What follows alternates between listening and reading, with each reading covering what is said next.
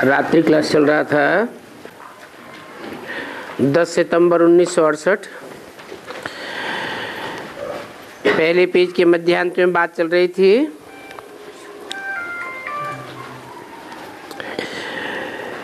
कि मैं युगे युगे नहीं आता हूं।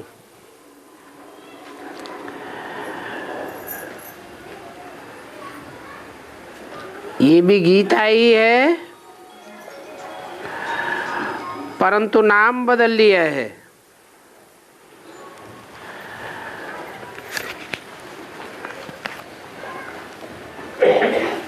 बाप की जगह बच्चे का नाम डाल दिया है। बाप तो सगीर बुद्धि होता है, बच्चा बालिग बुद्धि होता है। बच्चे को गीतापति भगवान बनाई दिया है। बाप कहते हैं मैं साधारण तन में आता हूं।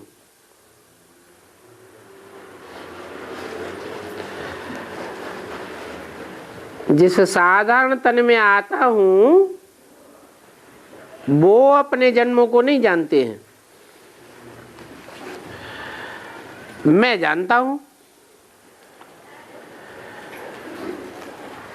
क्योंकि मैं जन्म मरण के चक्र में नहीं आता हूं, इसलिए जानता हूं।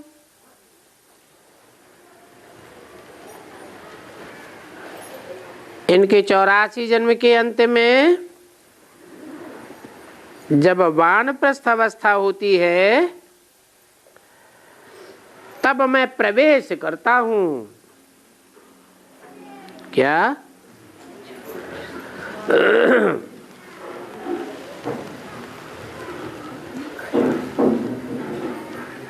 कोई आत्मा जन्म पहले लेती है या पहले प्रवेश करती है? पहले प्रवेश करती है। प्रवेश करने को कोई जन्म नहीं कहा जाता है।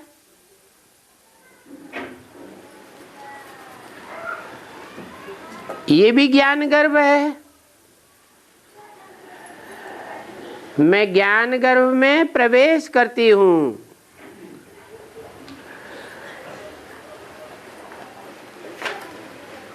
प्रवेश करने से पहले गर्भपिंड निर्जीव होता है। कोई हलन चलन नहीं कर सकता। हलन चलन कब होती है? जब आत्मा प्रवेश करे। और मैं प्रवेश कब करता हूं? किस अवस्था में प्रवेश करता हूं? वानप्रस्थ अवस्था में प्रवेश करता हूं। कब होती है वानप्रस्थ अवस्था? 60 वर्ष में। तो 60 वर्ष कब पूरे होते हैं?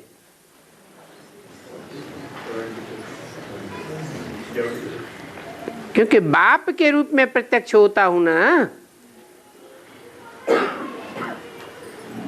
मैं तो बाप हूं ना। बच्चा बच्चा होता है, बच्चा बुद्धि होता है। बच्चा तो मनन चिंतन मंथन नहीं करता है। बालिग बुद्धि होता है तो मनन चिंतन मंथन चलता है।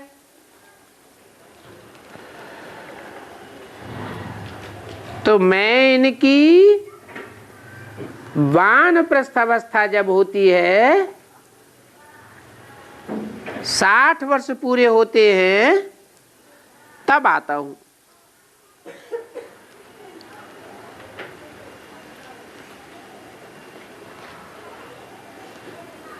किनकी बात हुई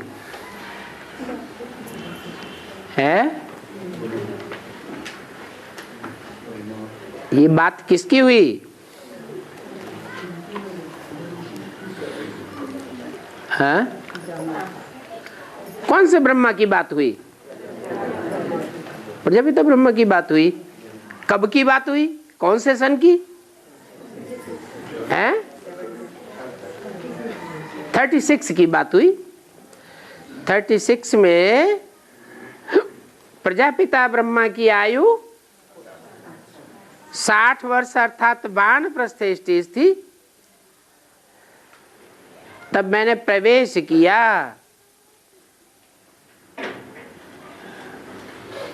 उसको जन्म लेना नहीं कहेंगे,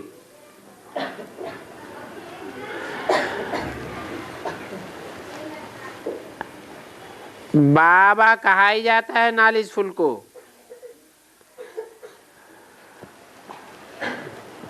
उस समय कोई इनको बाबा नहीं कहता था। कब? 36 में दादा लिख रहे ब्रह्मा जिनके साक्षात्कारों का क्लैरिफिकेशन मिला, वो भी इनको बाबा नहीं समझते थे। जानते थे कि शिव बाबा है? नहीं है, तो वो सभी आत्माओं का बाप।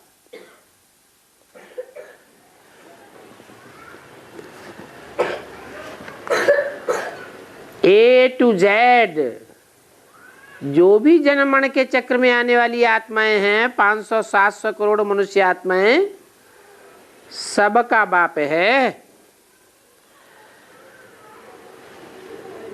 कहते भी हैं सभी ब्रदर्स हैं। आत्मा आत्मा भाई भाई है।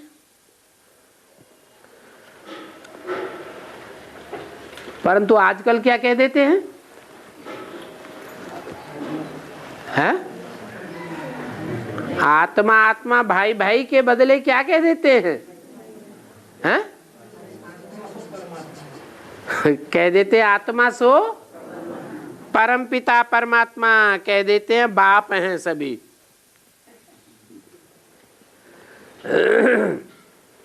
आपस में बच्चे भाई भाई नहीं हैं। तमो प्रधान बन जाते हैं तो क्या कह देते हैं? हम सब हम बाप हैं, हम सब परम पिता परमात्मा हैं, सब शिवो हम, सब ईश्वर ही ईश्वर हैं।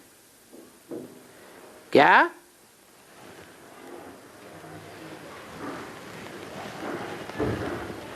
नाम क्या देते हैं?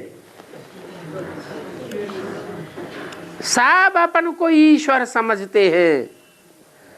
ईश माने शासन करना, वर माना श्रेष्ठ, समझते हम बढ़िया शासन करते हैं। बढ़िया से बढ़िया शासन करता इस सारी दुनिया के अंदर कौन है? हम हैं।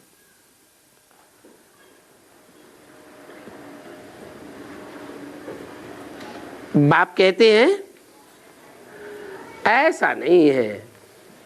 कैसा? कि हर आत्मा श्रेष्ठ से श्रेष्ठ शासन करता है, हर आत्मा ईश्वर है। अरे ये तो पुरानी दुनिया है ना। पुरानी दुनिया में यथा राजा तथा प्रजा। राजा भी कैसे होंगे? पुराने तमो प्रधान संस्कार वाले होंगे या सात्विक संस्कार वाले राजाएं होंगे? तमो प्रधान राजाएं, यथा राजा तथा प्रजा। नई दुनिया में जब भारत था तो इन लक्ष्मी नारायण का राज्य था। क्या अंतर हुआ? नई दुनिया के राजा में और इन पुरानी दुनिया के राजाओं शासकों में क्या अंतर हुआ?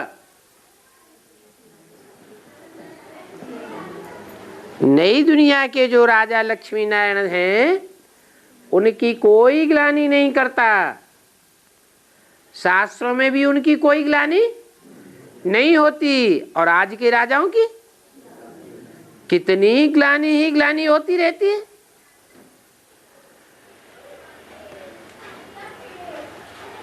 तो ये विलायत वाले इस्लामी, बौद्धी, क्रिश्चियन, ये सब उस राज्य में नहीं थे। किस राज्य में? लक्ष्मी नारायण के राज्य में कोई भी बौद्ध धर्मी भी नहीं था और बौद्ध धर्म में कन्वर्ट होने वाले भी नहीं थे। क्रिश्चियंस भी नहीं थे और क्रिश्चियन धर्म में कन्वर्ट होने वाले भी नहीं थे। इस्लामी भी नहीं थे और इस्लाम धर्म में कन्वर्ट होने वाले भारतवासी भी नहीं थे। कौन थे? है? लक्ष्मी नारायण के राज्य में सब कौन थे? सब सूर्यवंशी थे। एक ही आदि सनातन देवी देवता धर्म था।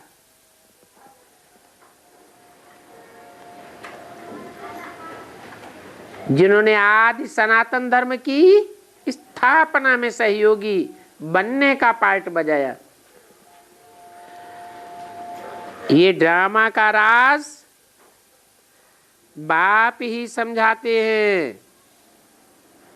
क्या राज हुआ है?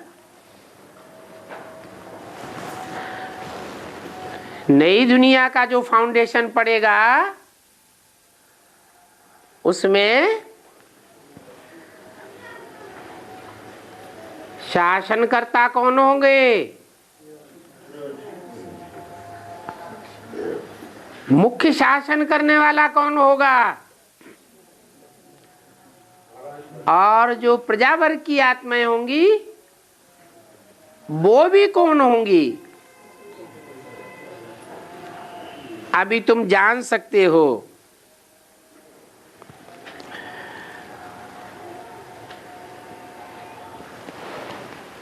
और ये राज बाप तुमको ही समझाते हैं।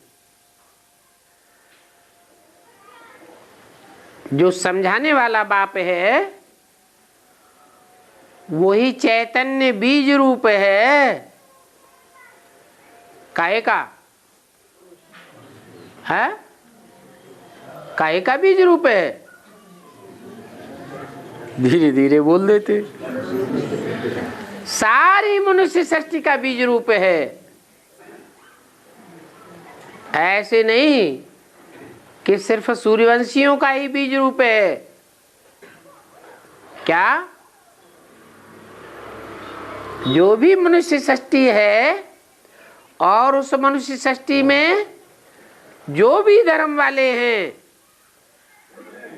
उन सब ही 500-700 करोड़ मनुष्य आत्माओं का बीज एक कौन है? जो सब मनुष्य मात्र का बाप है। वो ही समझाते हैं। और वो कोई जड़ बीज नहीं है, चैतन्य है। सृष्टि के आदि से लेकर के अंत तक चैतन्यता भरी हुई है।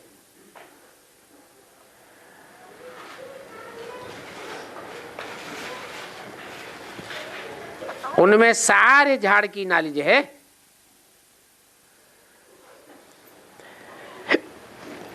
कहते हैं मुझे सभी बुलाते हैं हे परमपिता परमात्मा। जब बुलाते हैं तो सबकी नजर कहाँ जाती है? नीचे जाती है, दाएं जाती है, बाएं जाती है, कहाँ जाती है? ऊपर जाती है। माना मैं ही ऊंचते ऊंच पार्ट बजाने वाला हूं, कोई की नीचे नजर नहीं जावेगी। क्योंकि इस मनुष्य सृष्टि रूपी झाड़ का बीज ऊपर है। और जितने भी झाड़ होते हैं उनका बीज नीचे होता है, परंतु ये मनुष्य सृष्टि रूपी जो झाड़ है इसका बीज ऊपर में है। ऊपर का मतलब क्या हुआ? ऊंची स्टेज वाला है। जब सतो प्रधान नया झाड़ था तो देवताएं कितने शोभनीक फर्स्ट क्लास थे।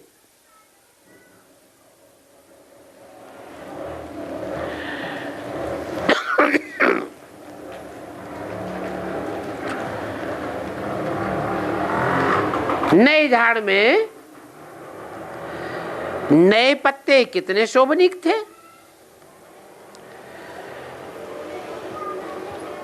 फिर बाद में इस्लामी आते हैं,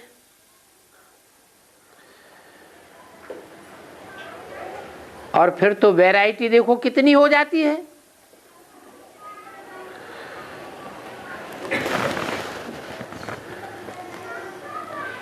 कैसी कैसी चीजें हैं, भिन्न भिन्न वैरायटी वाले, भिन्न भिन्न फीचर्स वाले मनुष्य हैं।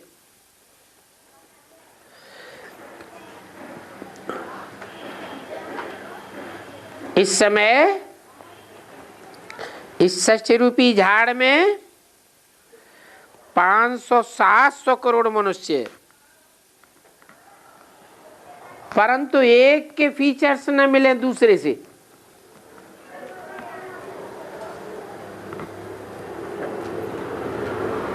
जैसे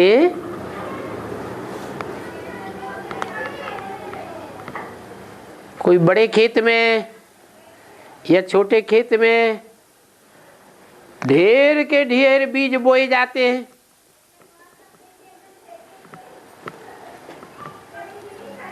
दाने सब एक जैसे, हजारों लाखों करोड़ों की तादाद में बीज बोए जाते हैं। देखने में सब एक जैसे, परंतु जब पौधा निकलता है तो एक पौधा न मिले दूसरे से। खेत का कोई भी पौधा दूसरे पौधे से हूबहू नहीं मिल सकता।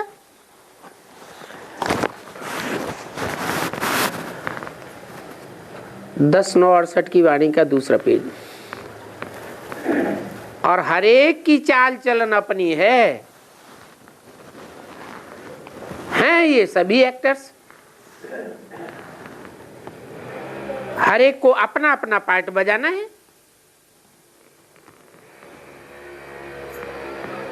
तो ये मनुष्य सृष्टि रूपी झाड़ को भी समझना चाहिए। सतयुग में और धर्म वाले आ नहीं सकते हैं।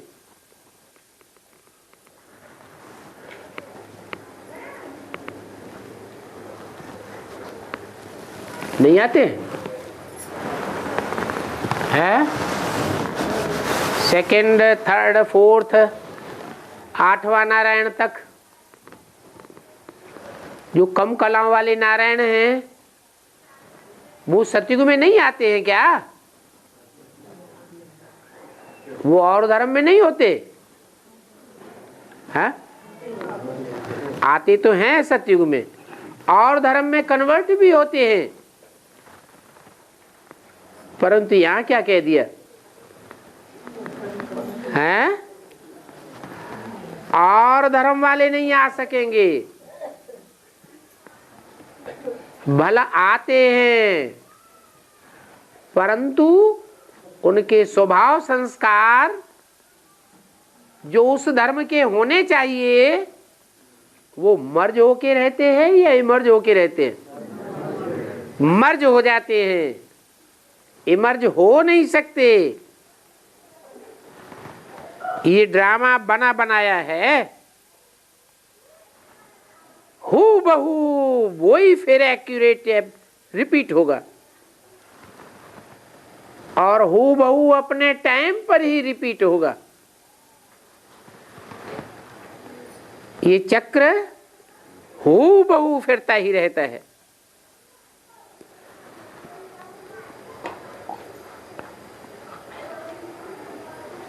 कोई कहे कि बचपन में जवानी के संस्कार इमर्ज हो जाए, हो जाएंगे? नहीं हो सकते।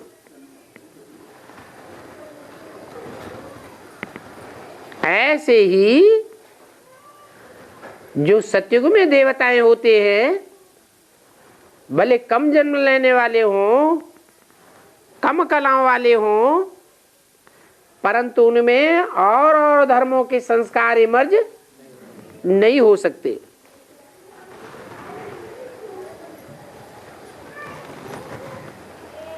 तुम जानते हो कलयुग में अनेक मनुष्य हैं, सतयुग में थोड़े हैं।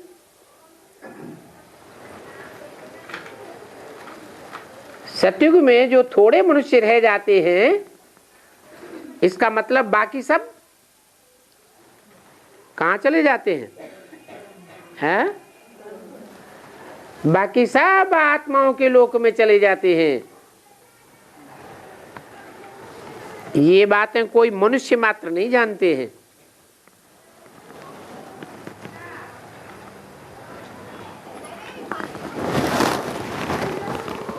कहते हैं कि गीता में लिखा हुआ है कि मैं उस लोक का रहने वाला हूं जहां आत्माएं जाकर के फिर वापस नहीं लौटती हैं, ऐसे कह देते हैं। क्या नहीं लौटते हैं? अगर सब जाते रहें और वापस कोई न लौटे तो आखिरी में क्या हाल होगा? है? ये सचरूपी रंगमंच खाली हो जाएगा क्या? नहीं। इस राज को मनुष्य मात्र नहीं जानता।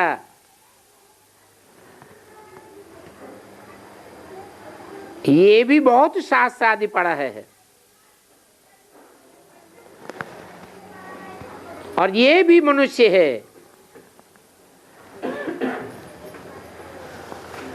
परंतु ये बातें रूहानी बाप रूहानी बच्चों को सुनाते हैं। क्या सुनाने वाला भी रूहानी बाप और सुनने वाले भी रूहानी बच्चे।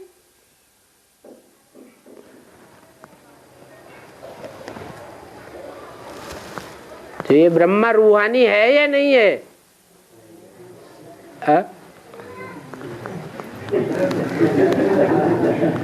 ये दादा लेखराज ब्रह्मा ये रूहानी है या जिस्मानी है?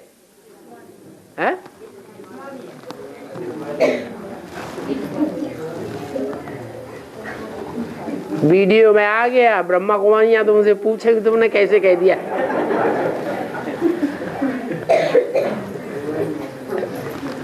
क्योंकि रूहानी बाप रूहानी बच्चों को समझाते हैं। जो जिस्मानी स्टेज वाले होंगे वो तो समझेंगे ही नहीं। तो ब्रह्मा ने समझा क्या? शस्त्र चक्र के राज को ब्रह्मा ने समझा? समझा या समझने से पहले ही शरीर छोड़ गए? पहले ही शरीर छोड़ गए। राज की बातें तो टीचर बाद में बताते हैं, जबकि बाप टीचर के रूप में पार्ट बजाते हैं। तो ये ब्रह्मा भी बहुत शास्त्र आदि पढ़ा है तो ये भी मनुष्य, परंतु रूहानी बाप रूहानी बच्चों को सुनाते हैं। और सुनते भी कौन है? बाकी सुनते तो हैं, एक कान से सुनते और दूसरे कान से निकाल देते। मना ध्यान से सुनते ही नहीं है जो मनन चिंतन मंथन करें। अभी तुम तो जानते हो कि आत्मा ही सभी कुछ करती है। सभी कुछ बने हैं, सुनने सुनाने का काम भी करती है, समझने समझाने का भी काम करती है, अथवा एक कान से सुन करके दूसरे कान से निकाल देने का भी काम आत्मा ही करती है। आत्मा निकल जाती है तो फिर शरीर भी नहीं रहता है। आत्मा जाकर के दूसरा जन्म लेती है।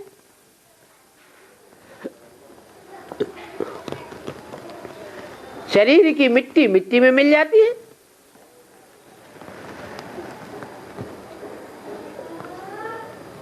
ये आत्माओं की बात हुई। शिव बाबा आत्मा नहीं है क्या? है? आत्मा तो है, लेकिन अंतर क्या है? आत्मा एक शरीर छोड़ दूसरा लेती है, और जो आत्माओं का बाप है वो जन्म मरण के चक्र में नहीं आता है। आता है? वो नहीं आता है। ऐसे ही जो शिव बाबा है, कुछ अंतर है या नहीं है आत्माओं के बाप में और शिव बाबा में? क्या अंतर है? आत्माओं का बाप शिव ज्योति बिंदु, वो जन्म मरण के चक्र में नहीं आता, गर्भ से जन्म नहीं लेता, उसका कोई बाप नहीं होता, उसका कोई टीचर नहीं होता।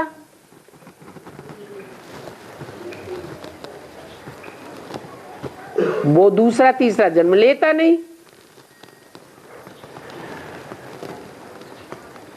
तो कहेंगे शिव बाप भी जन्म नहीं लेता और शिव बाबा, शिव बाबा जन्म लेता है। इसका मतलब शिव आत्मा जो है वो तुमने शंकर को समझ लिया। जब शिव बाबा कहते हैं तो शिव बाबा में और शंकर ताऊ में अंतर होगा या नहीं होगा? है? बल शिव बाबा जिसको हम कहते हैं, इंट्रोड्यूस करते हैं जिस आत्मा को, वो सदैव ही शिव है, सदा शिव है, या कभी शिव और कभी अशिव है? वो तो सदा शिव है, सदैव कल्याणकारी है। लेकिन जिसमें प्रवेश करके बाबा कहा जाता है, जिसमें प्रवेश करता है, तो वो शरीरधारी आत्मा जन्म मरण के चक्र में नहीं आती है? अब तो ये बेहद की बात हो गई ना। शिव बाप दिव्य जन्म लेता है, बेहद का जन्म लेता है, या हद का जन्म लेता है? बेहद का जन्म लेता है। तो जिसमें बेहद का जन्म लिया वो मनुष्य सृष्टि का बाप है, और मनुष्य सृष्टि के बाप में प्रवेश करके शिव बाबा कहा जाता है। तो शिव बाबा को ये कहेंगे क्योंकि मेरी बिंदी का नाम है शिव, वो नहीं कभी बदलता। बदलता है? नहीं बदलता, लेकिन बाकी नाम सब बदल जाए। तो ये शिव बाबा, शिव बाबा ये बदला हुआ नाम है, शरीरधारी का नाम है कि बिंदी आत्मा का नाम है? शरीरधारी का नाम है। तो वो शरीरधारी जिसको हम शिव बाबा कहते हैं, किसी और जन्म में भी कहते हैं क्या? एक ही जन्म में तो उसको संगम युग में ही तो शिव बाबा कहते हैं। तो जिस जन्म में उसको शिव बाबा कहते हैं, वो शिव बाबा बेहद का है या हद का? बेहद का। तो जन्म मरण के चक्र में आता है? ये क्या बात? अभी कहते आता है, अभी कहते नहीं आता है, हैं? हाँ, जब बेहद का बाप है तो बेहद का बाप बेहद की मृत्यु और बेहद का जो जन्म कहा जाता है उस चक्र में नहीं आता है। बेहद का जन्म है, बाप को पहचाना, बाप को माना, जाना और दूसरों को समझाया, तो क्या कहेंगे? हैं? बेहद का बच्चा हुआ ना, बेहद का बच्चा है, रूहानी बाप का रूहानी बच्चा है, उसने रूहानी बाप को पहचान लिया। वो शिव बाबा भी कभी जन्म मरण के चक्र में नहीं आता है। शिव बाबा जिसे हम कहते हैं वो सिर्फ बिंदु नहीं है, क्या है? हैं? साकार और निराकार का मेल है। जैसे सभी आत्माएं होती हैं, क्या होती हैं? सभी आत्माएं निराकार और उनका शरीर साकार, दोनों का मेल होता है तो उसका नाम पड़ता है। बिना शरीर के नाम पड़ता है क्या? नहीं, बिना शरीर के जो नाम पड़ता है वो सिर्फ एक ही आत्मा है। कौन? शिव। वो नाम कभी नहीं बदलता, बाकी सबके नाम बदल जाते हैं। तो शिव बाबा है, वो शिव बाबा जैसे काम वैसे उसके ढेर के ढेर नाम पड़ गए, और वो भी जन्म मरण के चक्र में नहीं आता है। तो कहेंगे वो पुनर्जन्म रहित है क्या? दोबारा तिबारा चौबारा जन्म लेने से परे है, बार बार जन्म नहीं लेता। एक बार प्रत्यक्ष होने के बाद फिर दोबारा उसको अनिश्चय रूपी मृत्यु नहीं होती। और सब आत्माओं को निश्चय अनिश्चय रूपी चक्र चलता है। तो वो पुनर्जन्म रहते हैं। अच्छा, फिर बताओ, जो पुनर्जन्म रहित है वो आवे कैसे? है? जन्म मरण के चक्र में रहने वाली आत्मा तो पूर्व जन्म का शरीर छोड़ती है, फिर नया जन्म लेकर आती है ना। और ये तो पुनर्जन्म रहित है, फिर आवे कैसे? ये एक और समस्या, हल करो। हैं? आवे कैसे? प्रवेश करके आवे।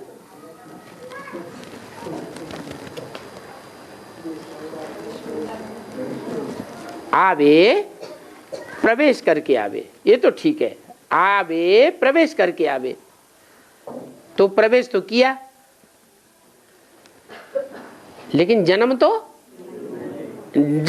नहीं हुआ। जैसे बच्चे का जन्म होता है तो जो भी देखेगा, है? बच्चे को जो भी देखेगा, जो भी सुनेगा, हुआ हुआ हुआ, तो क्या ये कहेगा जन्म नहीं हुआ? है? हुआ ना, जन्म हुआ। सबको मानना पड़ेगा कि जन्म हुआ, बच्चा आया। प्रवेश होता है तो कोई को पता नहीं। ब्रह्मा को पता पड़ा है? ब्रह्मा को भी पता नहीं पड़ा। इसका क्या प्रूफ? ब्रह्मा बाबा को पता नहीं पड़ा? अरे पता पड़ा होता तो फिर ब्रह्मा कुमारी विद्यालय क्यों लिखते? क्या लिखते? फिर तो बाप का नाम डालते ना। किसका नाम डाल दिया है? अपना ही नाम डाल दिया। ब्रह्मा कुमारी विद्यालय नाम डाल दिया, और जो बच्चे पैदा हुए उनका नाम का टाइटल ब्रह्मा कुमार कुमारी डाल दिया ना। इससे साबित हुआ कि ब्रह्मा को भी पता नहीं चलता। राजयोग सिखाने, पावन बनाने के लिए आना तो जरूर पड़े।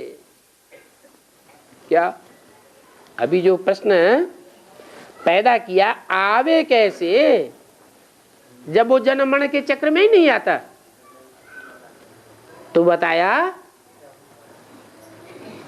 वो प्रवेश करता है। प्रवेश करता है तो कोई पता नहीं चलता किसी को आया या नहीं आया, परंतु जब आता है तो जैसे मुरली में प्रश्न किया, बाबा जब आते हैं तो कोई को पता चलता है क्या? नहीं, पता भी नहीं चलता। इन ब्रह्मा को पता चलता है क्या है? इन ब्रह्मा को भी पता नहीं चलता। जिसमें प्रवेश करके आते थे, ब्रह्म वाक्य बोलते थे, तो जिसके मुख से वेद वाणी आती थी वो ही नहीं जानता तो दूसरे कैसे जानेंगे? फिर समाधान भी दिया मुरली में। कब जानते हैं? जब जब ज्ञान सुनाते हैं। तो क्या ब्रह्मा के द्वारा ज्ञान नहीं सुनाया है? सुनाया है? सुनाया। अरे ब्रह्मा के द्वारा ज्ञान सुनाया। ज्ञान माने जानकारी। पहले पहले बाप की जानकारी ब्रह्मा के द्वारा मिली है? नहीं मिली।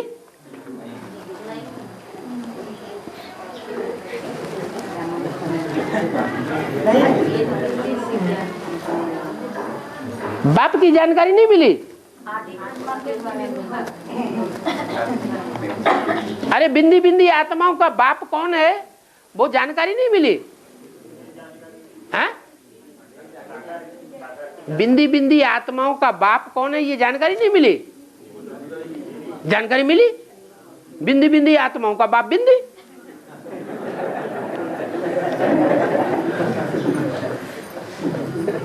तो जो बिंदु बिंदु आत्माओं का बाप बिंदी है ये जानकारी मिली, ये झूठी है या सच्ची है? सच्ची है। पता लग गया कौन सी बिंदी? अरे तो आप कोई भी बिंदी को पकड़ लेंगे तो जिसको पकड़ लेंगे वही बाप हो जाएगा। फिर तो शिवो हम हो गया।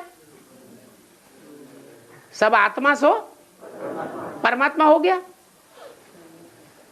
तो ये तो भक्ति मार्ग वाली जानकारी हुई या ज्ञान मार्ग की जानकारी हुई? भक्ति मार्ग में भी ये कहते थे आत्मा सो, और यहां भी जो भी बिंदी देखी बस बिंदी का साक्षात्कार हुआ, क्या कहेंगे? हमें बाप का साक्षात्कार हो गया। तो क्या पक्का है बाप का साक्षात्कार हो गया? नहीं। तो बोला आते हैं तो कुछ करके जाते हैं या ऐसे ही चले जाते हैं? आया राम गया राम। जैसे और धर्म पिताएं आते हैं और आत्माएं आती हैं, महात्माएं आते हैं, धर्मात्माएं आते हैं, तो आते हैं और चले जाते, कुछ करके जाते हैं। दुनिया में कोई परिवर्तन होता है? नहीं होता। लेकिन बाप आते हैं तो कहते हैं कि मैं भले एक ही बार आता हूं, क्योंकि मैं सभी का फादर हूं ना। फादर से तो वर्षा मिलना चाहिए, भाई भाई को तो वर्षा नहीं दे सकता। मैं हूं जो तुमको स्वर्ग का मालिक बनाता हूं। तो तुम्हारी ये एम ऑब्जेक्ट है क्या? स्वर्ग का मालिक बनना। मैं स्वर्ग का रचयिता हूं और स्वर्ग में भी नंबरवार पद हैं। तो तुम्हारी एम ऑब्जेक्ट है ऊंच से ऊंच स्वर्ग में पद पाना। तुम जानते भी हो भारत कितना माला माल था, सॉल्वेंट था, अभी इनसॉल्वेंट है। भारत बर्थ नाट्य पैनी हो गया है।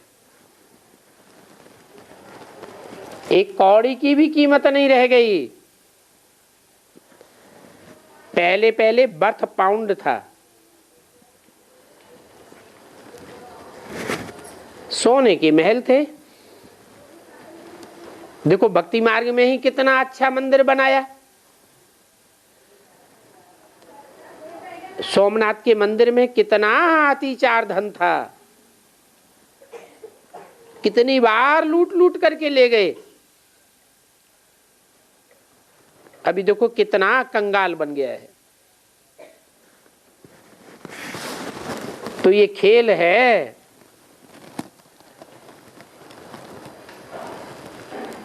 क्या कि मैं जब आता हूं तो फिर सबको पता चलता है। मैं जन्म लेकर के नहीं आता हूं, प्रवेश तो करता हूं। प्रवेश करना कोई जन्म लेना नहीं है, प्रत्यक्ष होना नहीं है। लेकिन जब मैं प्रत्यक्ष होता हूं तो रिजल्ट क्या होता है? कुछ रिजल्ट होता है या नहीं होता है? हैं? रिजल्ट होता है कि मैं राजयोग सिखलाता हूं, उसमें राज भरा हुआ है। क्या राज भरा हुआ है?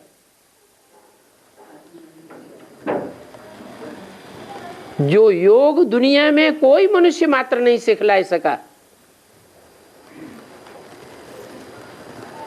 शरीर के योग सिखलाए, दृष्टि योग सिखलाया, हठ योग सिखलाए, श्वास प्रश्वास का योग सिखलाया, लेकिन मन को कंट्रोल करने का योग कोई ने नहीं सिखाया। जबकि मन को ही आत्मा कहा जाता है। मनरेव आत्मा, मन बुद्धि आत्मा का रूप है। ये मन बुद्धि रूपी आत्मा में जो अनेक जन्मों के अच्छे बुरे संस्कार भरे हुए हैं, इन संस्कारों को मैं योग वाग्नि के द्वारा कैसे खलास कराता हूं, ये बात तुम बच्चे अभी समझते हो, पहले तो नहीं समझते थे। जब तुम्हारे पाप कर्म भस्म होते हैं आत्मा के, तो तुम आत्मा निर्मल पाप रहित बन जाती हो, पावन बन जाती हो। तो मेरे आने का मकसद क्या हुआ? पतित आत्माओं को पावन बनाने के लिए आना पड़े। तो ये खेल है। अभी भारत कंगाल हो गया है। सभी एक्टर्स हैं, परंतु जो भी 500-700 करोड़ एक्टर्स हैं, उनके बीच में भारतवासियों के ही 84 जन्म हैं। क्या? जिनके 83 जन्म है उनको कहां के वासी कहेंगे? है? वो भारतवासी हैं या नहीं है? हैं? कहेंगे परसेंटेज में भारतवासी हैं, लेकिन फिर कुछ न कुछ विदेशी भी हैं, भारत को धोखा देने वाले भी हैं, पक्के भारतवासी नहीं हैं।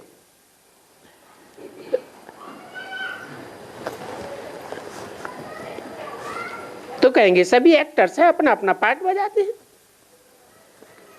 क्रिश्चियंस देरी से आते हैं तो उनके जन्म भी कम है।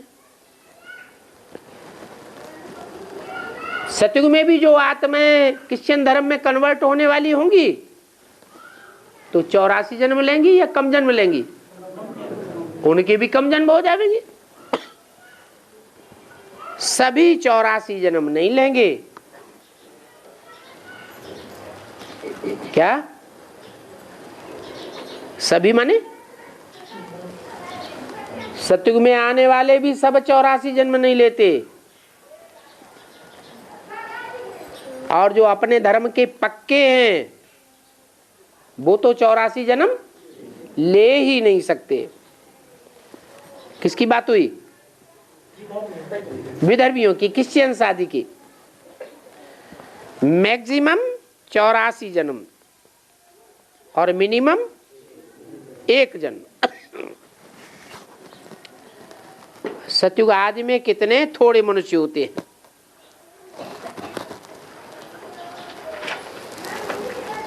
कब है सतयुग आदि? और कितने थोड़े होते हैं?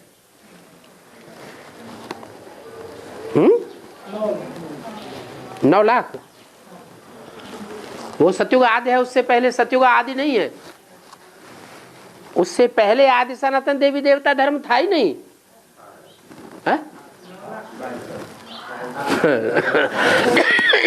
9 लाख जो है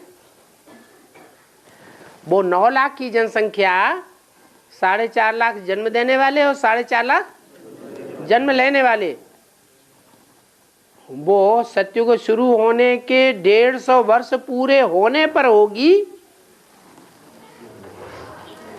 या शुरुआत में ही हो जाएगी? हैं? 9 लाख जनसंख्या होगी तो उसे आदि कहेंगे? हैं? वो तो आदि है ही नहीं। यहाँ तो बात कहाँ की हो रही है? हैं?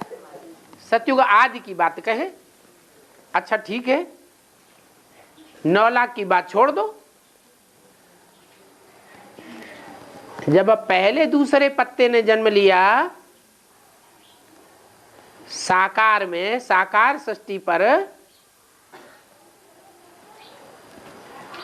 तो सतयुग आदि कहें?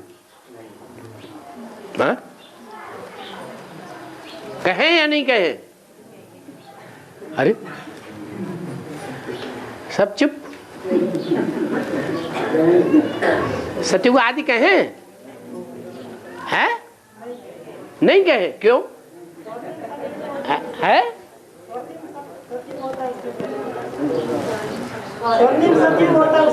हाँ, इसलिए नहीं कहें कि राधा कृष्ण तो जन्म लेने वाले हैं। जन्म लेने वालों की 4.5 लाख जनसंख्या, जो एक्यूरेट सतयुग शुरू होगा तब जन्म लेंगे, लेकिन जन्म देने वाले उससे पहले ही होते हैं या बाद में होंगे? पहले ही होते हैं। तो आदि सनातन देवता धर्म जो है वो पहले ही स्थापन हुआ या बाद में कहेंगे? पहले ही स्थापन हो गया। और जब स्थापन हुआ तो जनसंख्या कितनी थी? थोड़ी तो थी, लेकिन थी कितनी? 4.5 लाख। माने थोड़े में थोड़े 4.5 लाख होते हैं। जब नई दुनिया आदि सनातन धर्म की स्थापना होती है, नई दुनिया की शुरुआत होती है, तो एकदम शुरुआत में थोड़े 4.5 लाख होते हैं। हाँ? हाँ, जो फाउंडेशन पड़ेगा वो अच्छी आत्माओं का पड़ेगा। 100% अच्छी आत्मा का फाउंडेशन पड़ना चाहिए, या उसमें प्रजावर्ग की आत्माएं भी लगा देंगे जो पुरुषार्थ ही नहीं करती राजयोग का, उनको भी ऐड कर देंगे? नहीं। तो सतयुग आदि कहेंगे तब जब सिर्फ जनसंख्या 8 थी। वो एकदम फ्लॉलेस मणके हैं। भगवान ने जो पहली रचना रची, नई सृष्टि की, उसमें कोई फ्लॉ होना चाहिए या नहीं होना चाहिए? है? फ्लॉ होना चाहिए। फ्लॉ माने कमजोरी नहीं होना चाहिए। भगवान तो संपूर्ण है, और कैसी सृष्टि रचता है? संपूर्ण सृष्टि रचता है। तो सतयुग आदि में कितने थोड़े थे? क्या जवाब हुआ? सतयुग आदि में 8 ही थे। माने जो नई सृष्टि की शुरुआत होगी तो ढेर के ढेर परिवार एकदम आ जाएंगे, या परिवार की कोई एक इकाई होगी? कोई एक इकाई जरूर होगी। तो इसको समझने में बुद्धि चाहिए। बाप आकर के तुम्हारी बुद्धि का ताला खोलते हैं। ये बाप की पहचान है क्या? किसी की बुद्धि में ये बात आई पहले? है? आई हो तो हाथ उठाओ। नहीं आई तो बुद्धि का ताला बंद था या खुला था? बंद था। तो बुद्धि का ताला बाप आकर के खोलते हैं। मुरली में अक्सर करके बाप बाप बाप बाप बाप क्यों घुसा हुआ होता है ढेर सारे वाक्यों में? है? जहां जहां बाप होता है तो वहां बाप की पहचान दी गई है। ये भी एक पहचान है क्या? कि बाप आते हैं तो ये राज बाप ही समझाते हैं कि नई सृष्टि में कितने थोड़े होंगे और नई सृष्टि की शुरुआत कब कहें? 2036 कहें? 2036 नहीं कहेंगे, क्योंकि 2036 में तो 4.5 लाख जो पहली पीढ़ी की आत्माएं हैं वो सब निराकारी स्टेज वाली होनी चाहिए या नहीं होनी चाहिए? है? शरीर छोड़ते समय सब निराकारी, निर्विकारी, निरहंकारी चाहिए। यथा राजा तथा प्रजा भी। हाँ, 1-2 सेकंड का अंतर तो होगा। कोई पहले जावेंगे और पहले आवेंगे, कोई बाद में जावेंगे और बाद में आवेंगे। तो देखो, ताला लगने से पत्थर बुद्धि बन जाते हैं। है? ताला लगने से पत्थर। कब ताला लगा? अरे ताला लगा होगा तो कोई टाइम होगा कि नहीं होगा ताला लगने का? कब ताला लगा? द्वापर से। अच्छा, त्रेता के अंत में ताला खुला हुआ था? खुला हुआ था। अरे देवताएं बुद्धू थे, या ताला खुला हुआ था? देवताएं तो बुद्धू होते हैं, ताला उनका कहाँ खुला हुआ होता है? तो कहाँ की बात है? ताला लगता है और ताला खुलता है। संगम युग में कब ताला लगा और कब ताला खुला? 76 में बाप आए तो ताला खुल गया, अभी ताला खुला होगा? है? अगर ताला खुल जाएगा फिर तो माफीनामा नहीं लिखना पड़ेगा किसी को।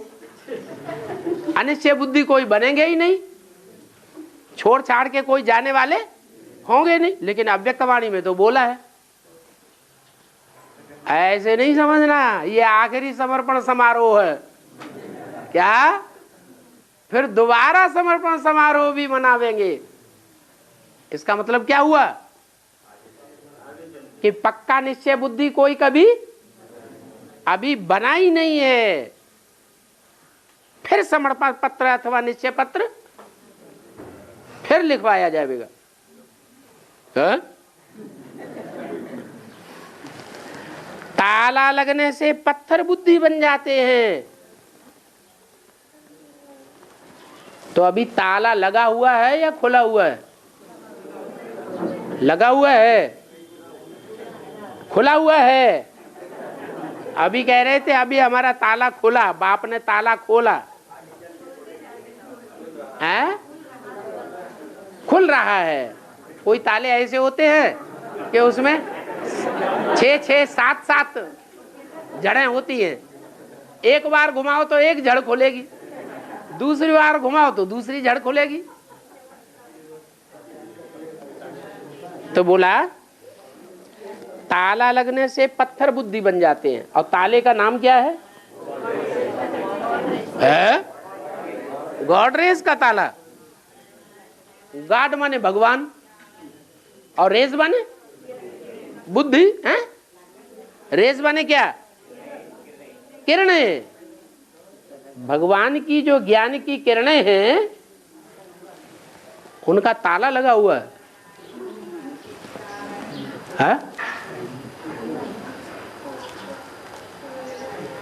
भगवान की जो रेजिस है, ज्ञान की किरणें हैं, उनका ताला लगा हुआ है? नहीं, ये तो हो ही नहीं सकता। किरणें, ज्ञान की किरणें ताला खोलेंगी या ताला बंद करेंगी? खोलेंगी। फिर ये क्या कह दिया कि गॉड रेज का ताला है। गॉड रेज का ताला लगने से बुद्धि ऐसी बन जाती है, पत्थर बुद्धि बन जाती है। तो कब लगा ये ताला? अरे कभी तो लगना शुरू हुआ होगा।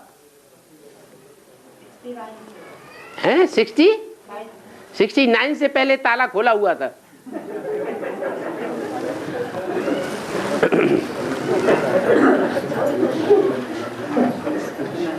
देखो, ब्रह्मा के मुख से जो भी महावाक्य उच्चारे वो सारे ही महावाक्य ज्ञान की किरणें हैं या नहीं है? गॉड की किरणें हैं। लेकिन जो भी महावाक्य हैं ईश्वरीय ज्ञान के, ब्रह्मा के मुख से निकले हुए ब्रह्म वाक्य हैं, उनमें ताला लगा हुआ है ऑलरेडी या खुला हुआ है?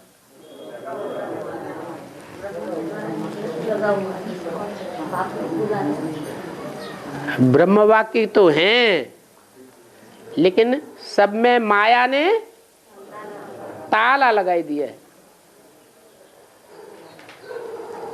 सबसे पहले किसकी बुद्धि में ताला लगाया है?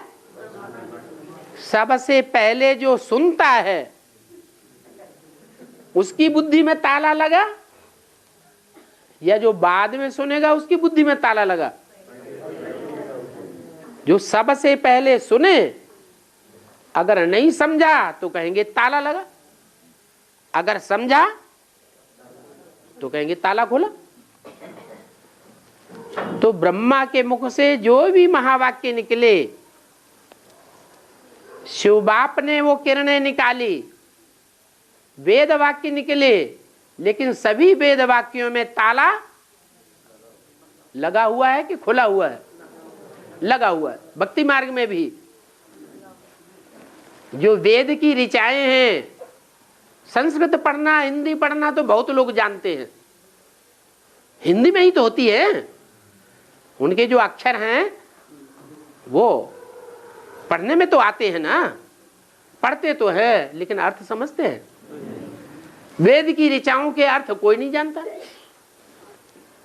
वहां ब्रॉड ड्रामा में शूटिंग होती है और यहां नहीं, वहां ब्रॉड ड्रामा चलता है और यहां ब्रॉड ड्रामा की शूटिंग होती है।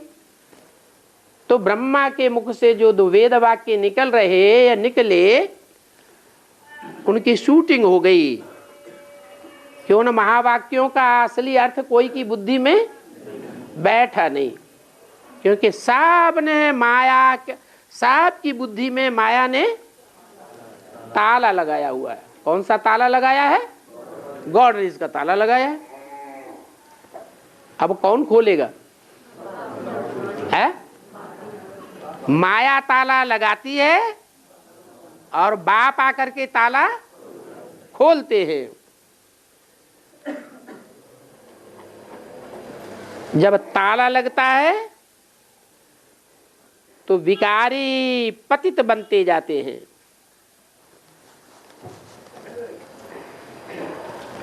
पावन देवताएं थे निर्विकारी।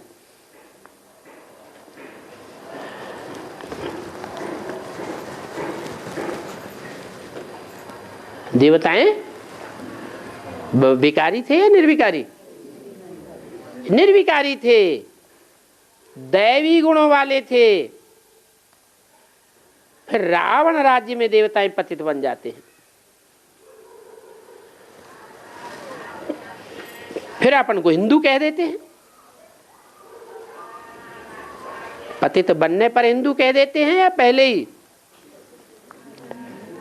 पतित बन जाते हैं तो अपन को हिंदू कह देते हैं? अब हिंदू धर्म तो है ही नहीं। देवताएं पवित्र थे, अभी अपवित्र होने के कारण अपन को देवी देवताएं नहीं कह सकते। इसको कहा जाता है कर्म भ्रष्ट और धर्म भ्रष्ट। कर्मेंद्रियों से जो कर्म करते हैं वो भी कैसे करते हैं? भ्रष्ट कर्म करते हैं। और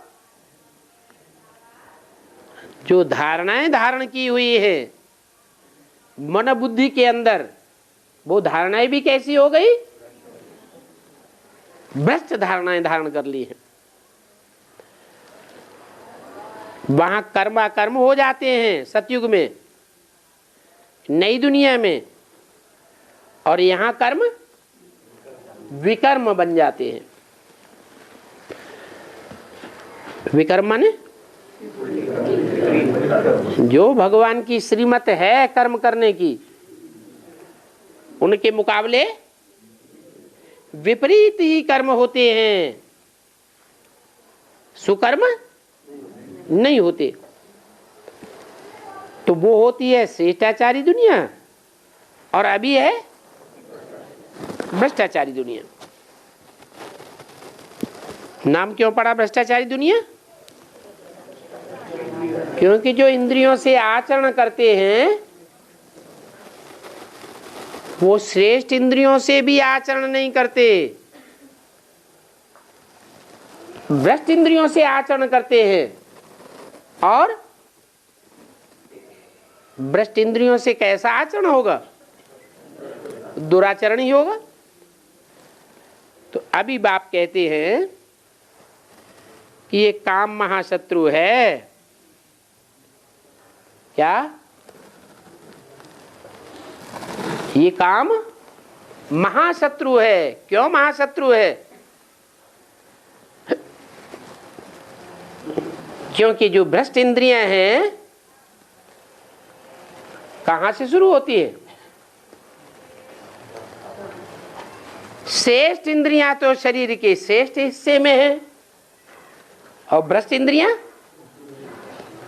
शरीर के भ्रष्ट हिस्से में है। श्रेष्ठ इंद्रियों से श्रेष्ठ कर्म देवताओं ने किए और भ्रष्ट इंद्रियों से भ्रष्ट कर्म राक्षसों के हैं, दैत्यों के हैं। इसलिए बाप कहते हैं ये महाशत्रु हैं, इन पर जीत पहननी है और जीत पहन करके क्या बनना है? जगत जीत बनना है। ओम शांति।